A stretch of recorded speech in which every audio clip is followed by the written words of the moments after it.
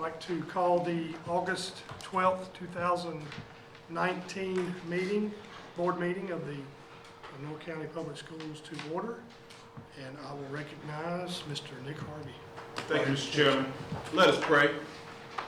May the words spoken in this room tonight be beneficial to the students, parents, staff, and administrators of our school system.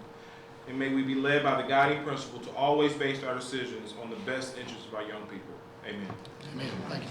Everyone, please join me in the Pledge of Allegiance.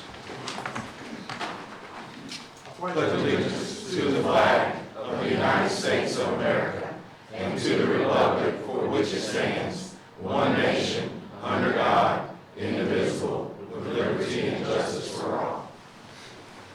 I recognize Mr. Williams for our agenda. Thank you, Mr. Chairman and members of the Board of Education. It's my honor and privilege tonight to present to you for your consideration and hopefully your approval of tonight's agenda. Motion to approve the board agenda is presented. Second. We have a motion by Mr. Hill and a second by Mr. Smith. All in favor of approval of the agenda, please raise your right hand. Thank you.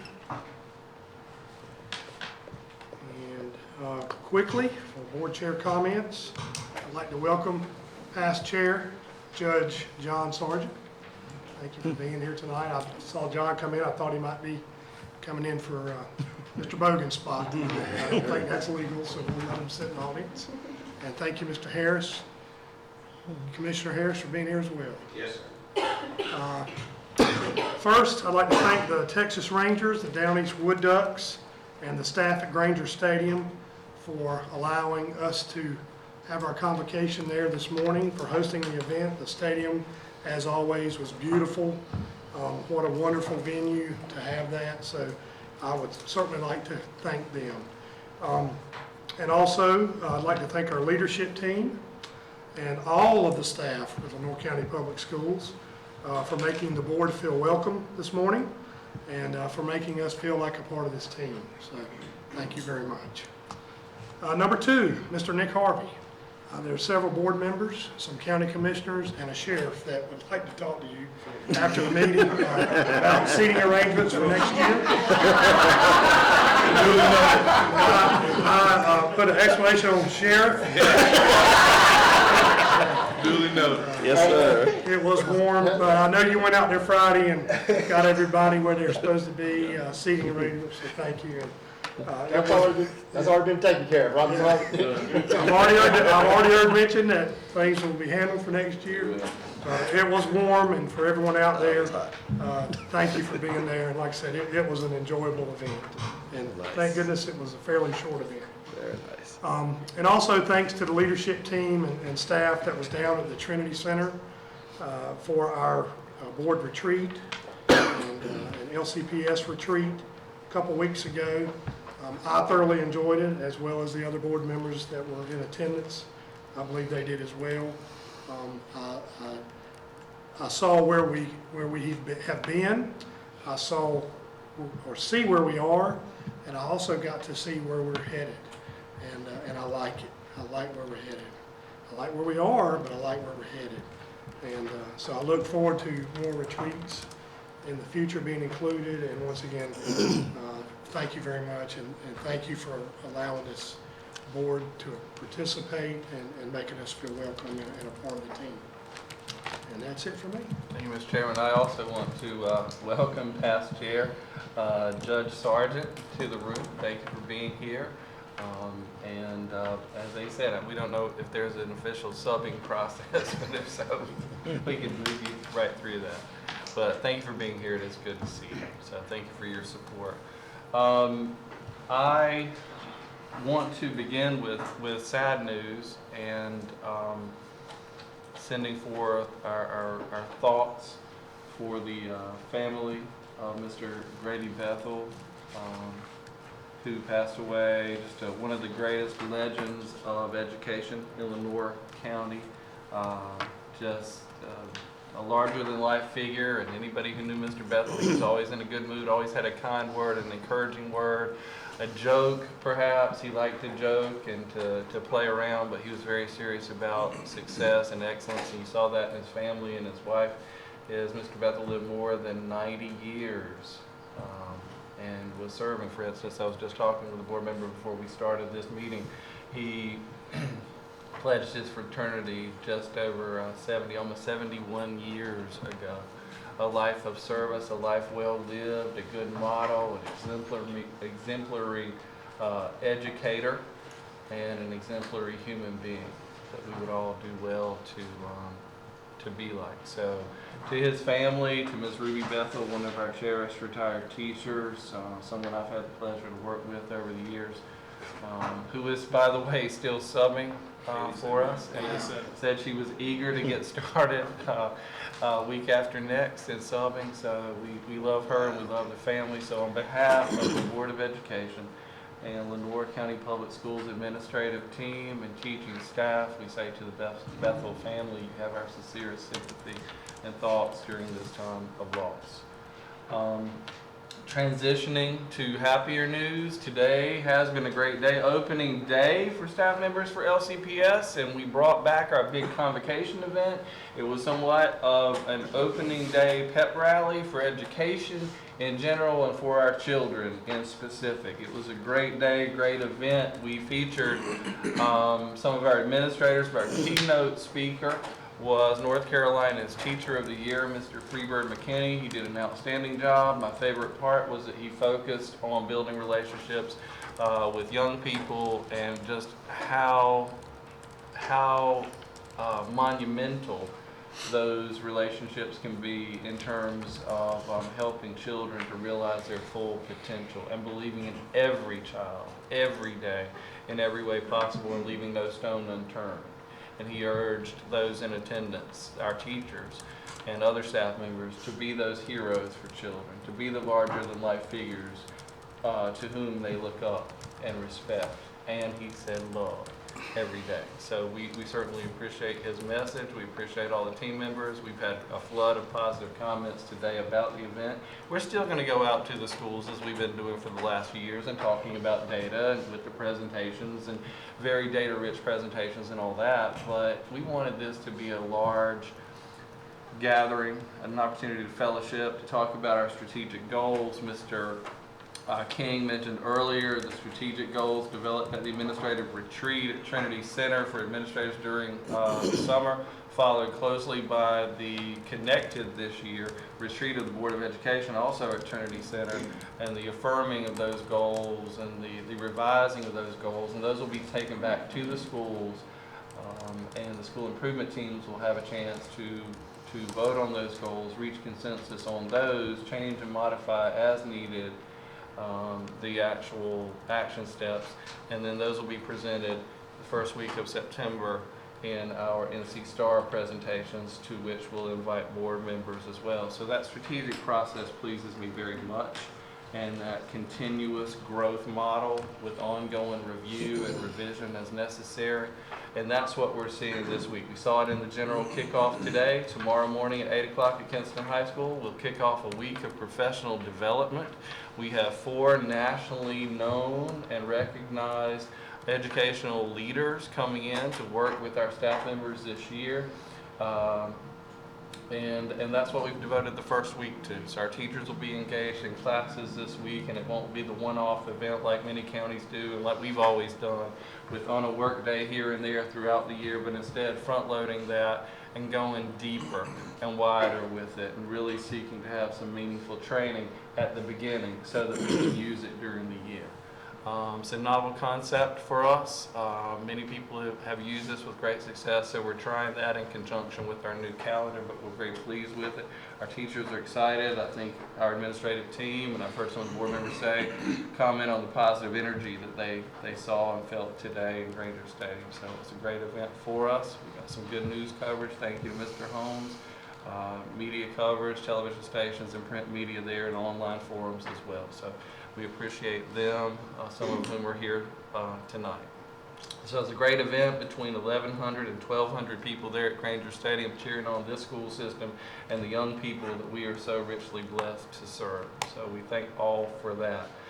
Some great news we just received at the end of last week. It's no secret to you, if you've been around LCPS any time at all, that we're going after every single grant everywhere in every way possible, from the very small ones to the large ones. For the second time in 3 years, we've been notified that we've received NCDPI's coding grant administered by the Office of the State Superintendent. And we're very pleased by that. We were the first district in the Southeast region to be awarded that grant nearly 3 years ago. And we've just been notified that we've received this round. I think it's round 3. So twice in 3 years. Very excited about that. LCPS, as you know, is a leader in the region in digital learning. So we're very excited about moving forward with that. We have a nearby county in the Northeast region, actually Pitt County, who's a leader in coding, and we're already working with them to build our pre-K-12 coding curriculum.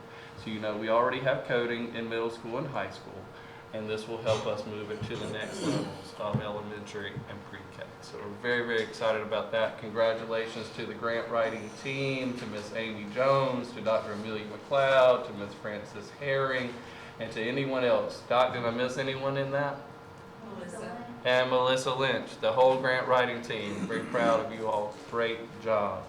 So tonight it is my pleasure to recognize one of our students, a student from Lenoir County Early College High School, a senior, Casey Powell. We recognize some Governor's School kids meeting before last, and Casey was not able to be here, so we are recognizing Casey tonight. But senior Casey Powell spent nearly 6 weeks of her summer vacation studying math as a scholar at the selective North Carolina Governor's School. Casey was one of 670 students chosen for the program statewide, and one of 4 from Lenoir County Public Schools. Each year, about 1,800 students are nominated for the program. Casey was a student on the East Campus of Governor's School at Meredith University. And we have a certificate for you, Casey. I'd like the board chair, vice chair to assist me in recognizing you. Let's give her a round of applause.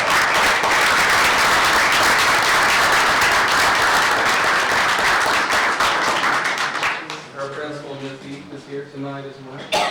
Casey, congratulations. Was it a great experience? Yes, sir. You're supposed to give a long speech. She said she had a wonderful experience at Governor's School.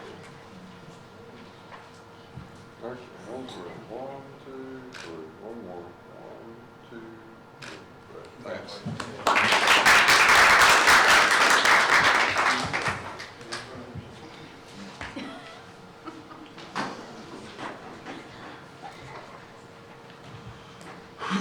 South Lenoir High School agriculture teacher, Mr. Joseph Noble, received the 2019 Teacher of Teachers Award from the North Carolina Agriculture Teachers Association, NCATA, at the group's annual awards banquet in Greensboro on July 16th. The award recognizes the fact that 4 of Noble's former students have gone on to become teachers of agriculture themselves. Mr. Noble is beginning his 24th year as an educator. He was not able to be with us here tonight. He had, I think, a late doctor's appointment out of town and wasn't able to be here, but he does send his regards. So when you see Mr. Noble, please thank him for this accomplishment.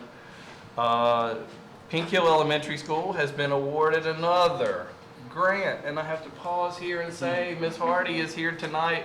Ms. Hardy, of all of our schools, I want to single out Pink Hill Elementary School, and Ms. Hardy is one of our most competitive principals, and that's good because I'm very competitive too. But Pink Hill leads all of our schools in the number of grants they receive. But the second most important number there is that Pink Hill submits between 3 and 4 times the number of grants of the next nearest school to them in terms of grants received. Nearly 4 times the number of the next highest school. It's all about how many you create, how many you submit, and there's a direct correlation between that and how many you receive. So Ms. Hardy, thank you for what you're doing with your team down there. It is in fact a grant writing machine, right?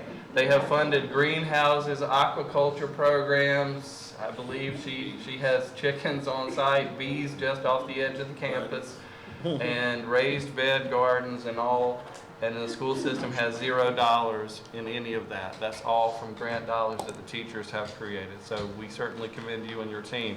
But they've been awarded another grant, $550 grant from the Lenore County Community Foundation. It will buy outdoor recreation equipment and physical education aids. It was presented in July to kindergarten teacher Miss Beverly McLaughlin, who chairs the school's grant writing committee.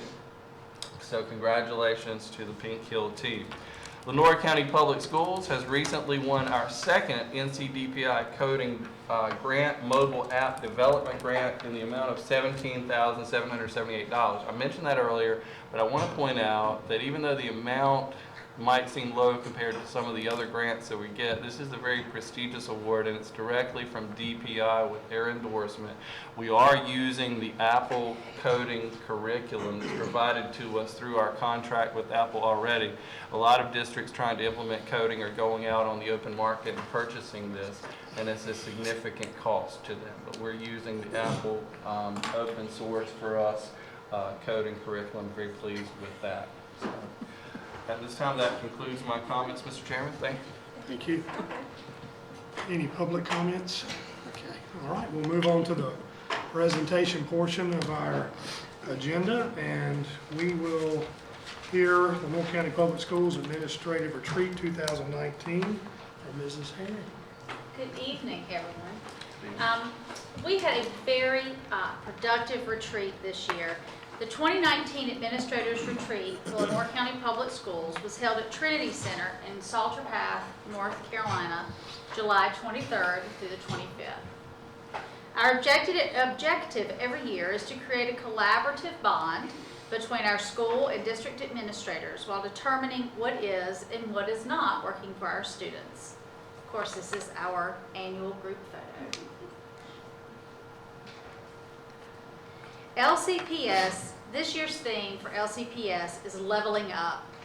Leveling up is an established pattern and a honed discipline for doing more of the same consistently and reapplying what is already proven to work over and over and over and over again with each and every aspect of what one has already deemed to be a non-negotiable within themselves. Why level up? Because we've determined, based on measurable evidence, that what we set out to do 3 years ago is working. The non-negotiables are working, and there is no reason to add or to take away from that. We must stay focused on what we've been doing and forge on.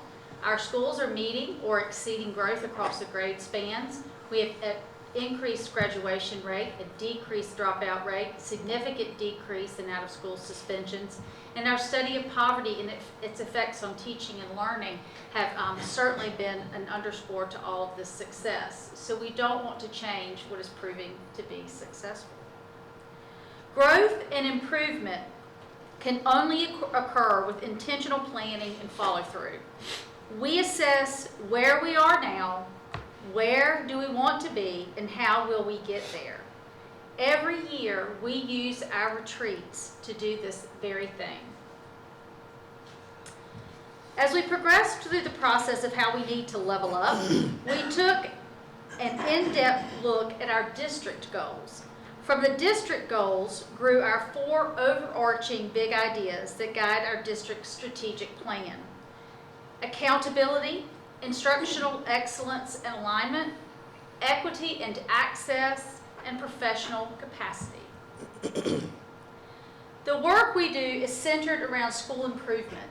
So we took our 4 overarching goals from the district strategic plan and began studying the indicators in NC STAR and determined where the indicators fit under each of our goals. We spent significant time and will continue to study NC STAR Indicator A 2.04, which is instructional teams develop standards-aligned units of instruction for each subject and grade level. This is a critical indicator for every school to dive into. To support standards-aligned units of instruction for each subject and grade level, several principals led a discussion on the importance of accurate grading practices. They explained that sound assessment practices must exist for professional learning communities' collaborative work to be effective. And that meaningful, accurate, and reflective evidence of student learning is what we want in grading. And to do that, we must ensure our teaching is aligned to our grading practices. The discussion will go on this year on how we can make grading more aligned and right moving forward. You may have noticed this morning that Freebird McKinney spoke to giving our students every opportunity and how important it is for educators to open up opportunities to every student. A recent study has been released called the Opportunity Myth. It focuses on our goal of equity and access, specifically what students can show us about how school is letting them down and how to fix it. The Opportunity Myth identified 5 things we can do to begin improving the students' daily experiences in school. First, we ask students and families about their goals and their experiences. Then we prioritize greater access to grade-appropriate assignments. Then we give all students access to challenging, engaging instruction. And we ensure our educators enact high expectations for students. And finally, we must conduct an audit to identify decisions that are perpetuating inequality.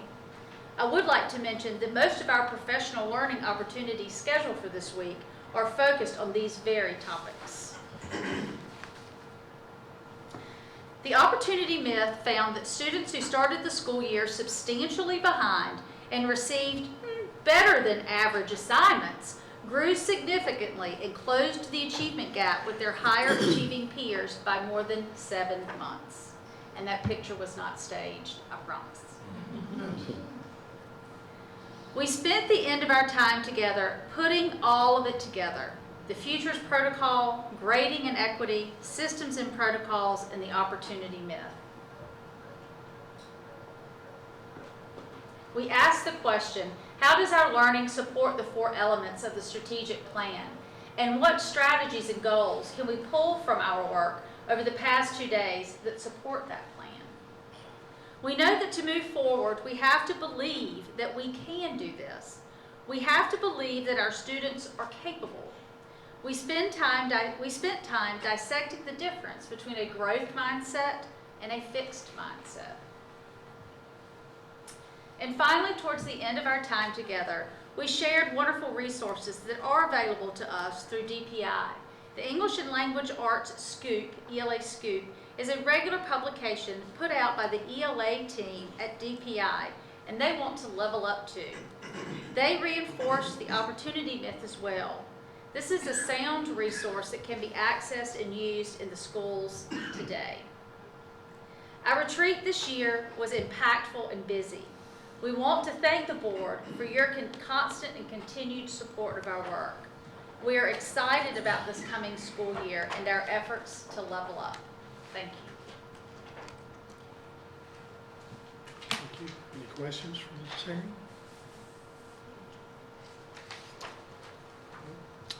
All right, well, we'll stay with Mrs. Herring for our Read to Achieve Summer Camp overview.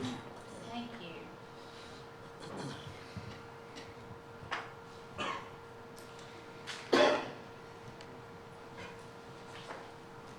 We use the same curriculum and instruction resources at each of our Read to Achieve curriculum campsites.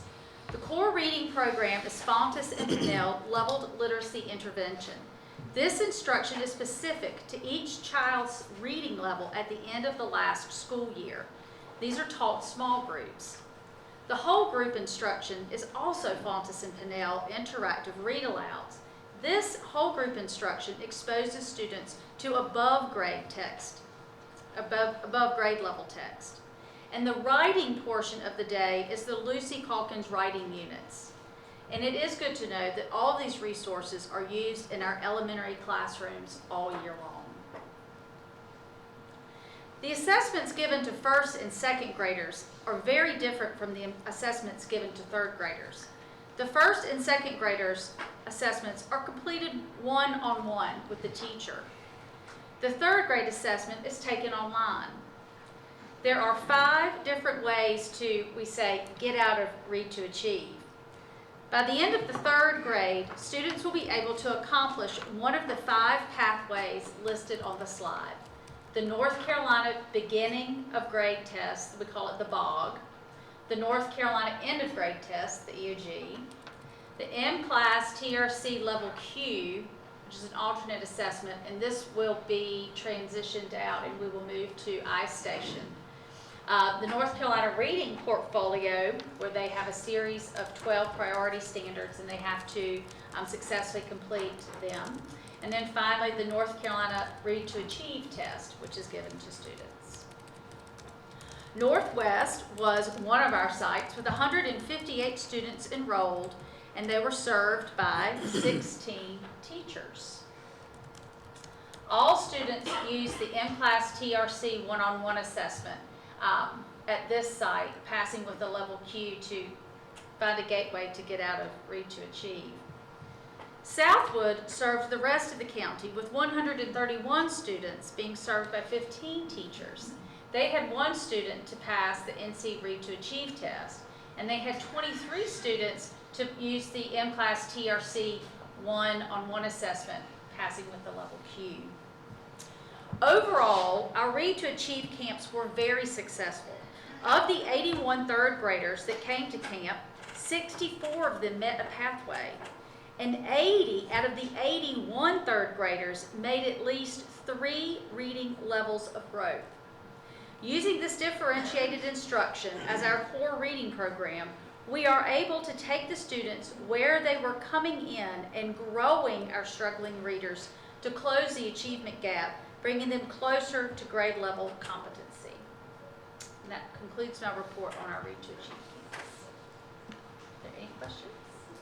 And there's been some discussion, and now it's this particular campus mandated. There's been a lot of discussion in this district and other districts over time about the effectiveness of summer instruction in general, and questions about whether it works, doesn't work, whether it's cost-benefit analysis-wise, whether it's beneficial. Would you say that line again about how many kids experience summer growth out of the 81? How many? 80 students out of 81 grew a minimum of 3 grade. And the reading levels. standards were met by, The Baltus and Pinnell literacy interactive. standards were met by 60, how many? We had 64 students pass. 64 students out of. Yes, sir. I think those numbers are compelling, and it certainly affirms what we already know about the effectiveness of summer instruction. It does work, and it can be very valuable for us. Yes, sir. Thank you. Thank you, Mrs. Herring.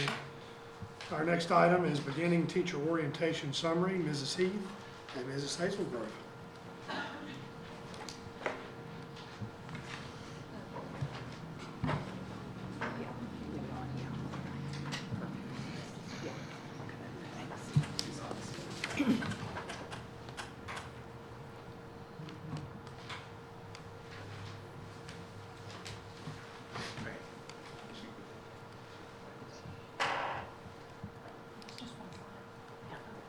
Good evening. Evening. We are happy to provide a brief report to you about the continuation of a wonderful tradition with Lenore County Public Schools. As required by the state's beginning teacher support plan, all first-year beginning teachers are to participate in mandatory beginning teacher training before the opening of school. This wonderful 3-day professional development opportunity was conducted last week on August 6th through 8th. Kim Hazelgrove, our beginning teacher support coordinator, filled their days with many lively and interesting activities that kept the participants engaged and enlightened. They now feel more ready to tackle their very first teaching experience when their students return on August 26th. It was such a pleasure to welcome about 40 excited, enthusiastic, and anxious women and men of all ages into their very first experience with our school system. We can't say any longer young women and men because, as you can see from the pictures, we have a very diverse group here as far as their ages. We will have other first-year beginning teachers who will be added upon board approval later tonight and in the coming weeks as we work diligently to fill the remaining certified vacancies. These first-year teachers will participate in ongoing professional development monthly throughout the 2019-20 school year. Mrs. Hazelgrove will now give you some details about the activities included in last week's new teacher orientation sessions. Aren't they a handsome group? We are so excited. We had a great week. We began with welcoming from administrators, and we did a little activity where they welcomed each other, and our theme this year was success from the start, and we hit the ground running. We truly did. Ms. Heath came in the first morning and welcomed them and talked a little bit about policy, and the majority of the first morning was all about classroom management, about building relationships, about rigor and relevance, and that took our whole morning. We provided lunch the first day, and then in the afternoon, Melissa Lynch and two digital learning specialists joined us in the afternoon and did a wonderful presentation on the iPads and integration, a one-to-one district initiative. The second day, Wednesday, we have a wonderful partnership with East Carolina's North Carolina New Teacher Support, and their coaches came and spent the morning of Wednesday, and it was all about creating classroom culture, creating positive classroom culture, and it was wonderful. They had lunch on their own on Wednesday, and then that afternoon, the Department of Exceptional Children came and spent the afternoon with us talking about MTSS, talking about PBIS, and about de-escalation, and that was wonderful. Thursday, Amy Jones spoke with them, did a wonderful job leading the curriculum and instruction, and board members, you will appreciate this. Our teachers participated in the Brown Bag Challenge, and the same one that y'all did at the retreat, and built the ladders, and it was, and I told Amy, we did it at the retreat, but watching the new teachers do it, it was quite a treat. We had 7 groups and 7 completely different ladders, and but it was wonderful. And then our culminating activity on Thursday, all the beginning teachers had the opportunity to meet their mentors. So mentors and principals and directors joined us at Kinston High School, and we had a lunch and time for fellowship and them to begin to build that relationship with their mentor. And then they traveled back to their schools and spent an afternoon with their mentor planning. So it was a jam-packed, fun-filled, wonderful, wonderful week. And I am so pleased, and this is a great group, and I'm excited, they're excited, and ready to be in their classrooms, and I'm ready to go and visit, and I know great things are going to be happening in the classrooms in Lenoir County where these beginning teachers will be teaching this year. And we really do have to commend our principals for doing such an outstanding job of getting out there, working really hard this summer, finding the best and brightest that we have to offer. So they're so enthusiastic, they're so ready, they're so excited, and They are. we feel great about this group of beginning teachers. Yes. Any questions? Thank you. Thank you. Thank you.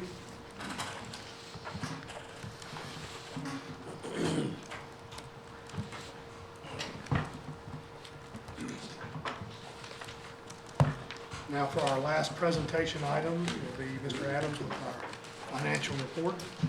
Yes, sir. Thank you. Good evening, board members. The July 2019 financial report summarizes budget and year-to-date activity for all Lenoir County Board of Education funds as of July 31st. Additionally, the report presents the unadjusted local current expense fund balance as of July 31st. As you'll recall, we are operating under an interim budget in the absence of a state budget resolution. and had hoped to have a full resolution before you this evening.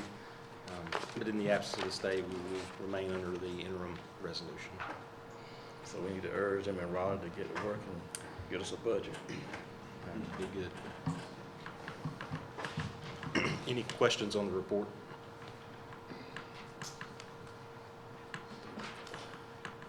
Thank you. Thank you, sir. We'll move to the action portion of our agenda, and I'll recognize Superintendent Williams. Thank you, Mr. Chairman. Members of the board, at the last meeting, we presented to you for your review and consideration policy revision suggestions from the North Carolina School Boards Association, and we're bringing those back tonight as an action item.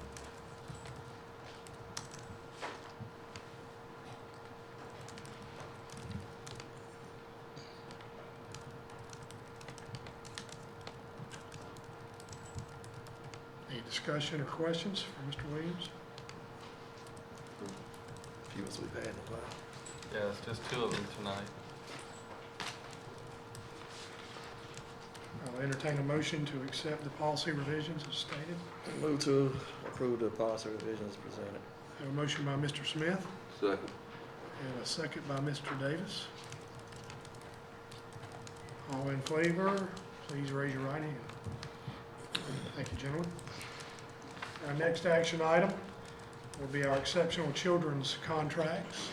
I recognize Director Mrs. Julie Hewitt.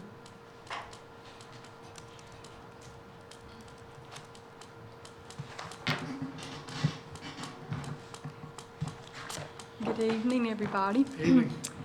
The Exceptional Children's Department requests board approval for the 6 contracts that I provided for you in the report for the 2019-2020 school year. After you review it, I will be glad to answer any questions for you.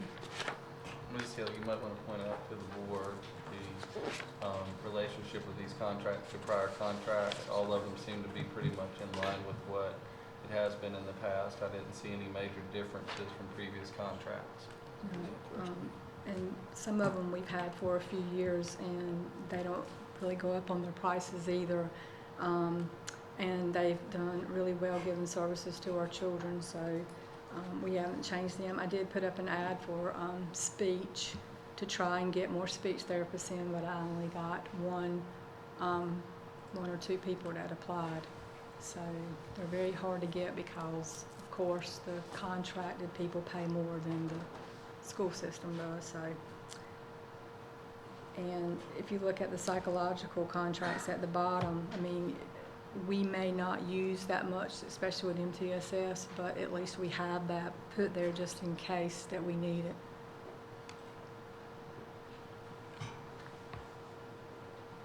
So you're saying these are still in line with what we had last year?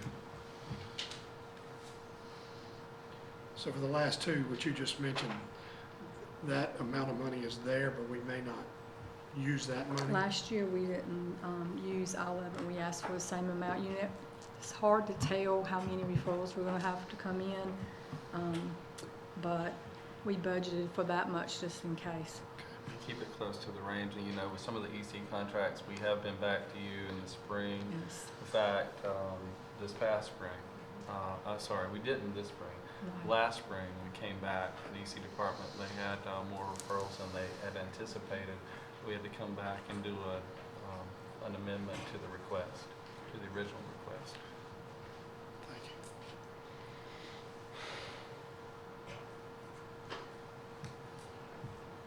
you. Entertain a motion to accept the exceptional children's contracts as written.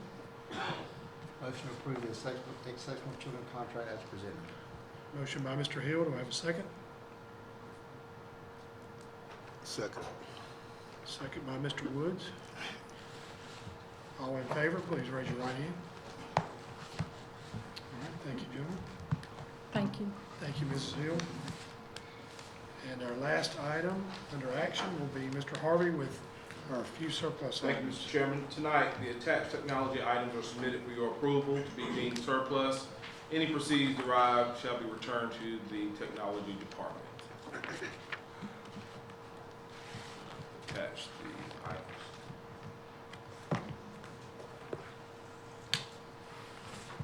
Move to deem the item surplus.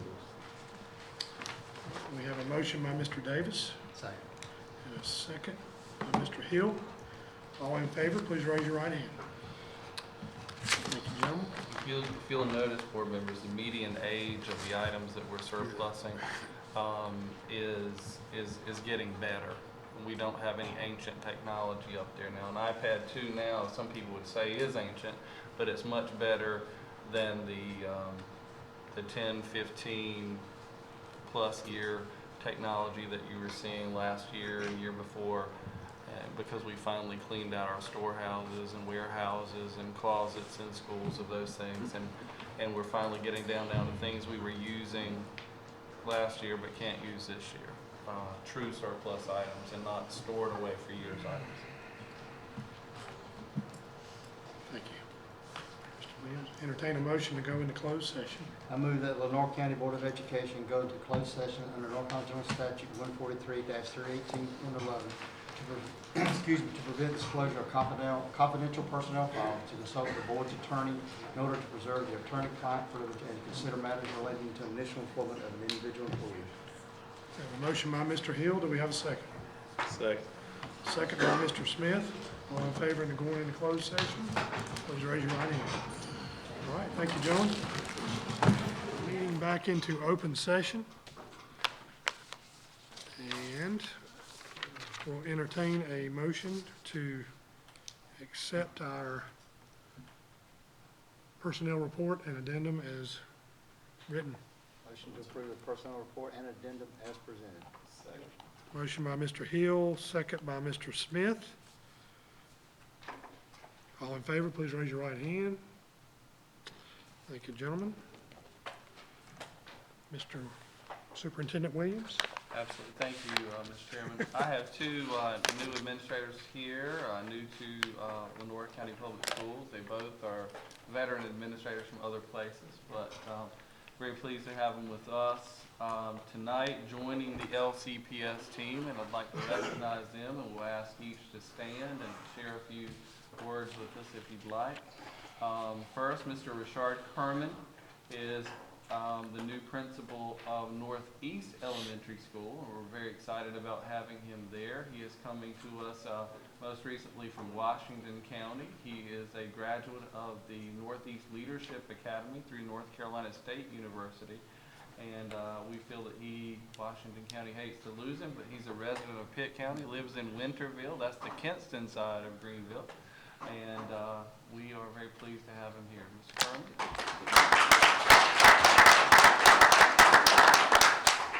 Thank you. I look forward to working with you all, doing what's best for children. I'm here in Lenore County, and I'm looking forward to a great school year. So thank you. Thank you. Next, we have Ms. Beverly Key is moving into our position as Director of Federal Programs. Big shoes there to fill for Mr. Abbott Hunsucker, and we're very pleased about Ms. Key. Ms. Key comes to us from Wayne County. She's a veteran Wayne County Public Schools Administrator. They hate to. My friend Mike Dunsmore over there said, you owe me one. So they hate to lose her because she has distinguished herself over there. First as a dynamic math teacher, and then Central Services Curriculum Development person in the area of math, and then she worked her way up through the ranks and most recently has served for the past few years as Assistant Director of Federal Programs in Wayne County. So Ms. Key, we welcome you to LCPS.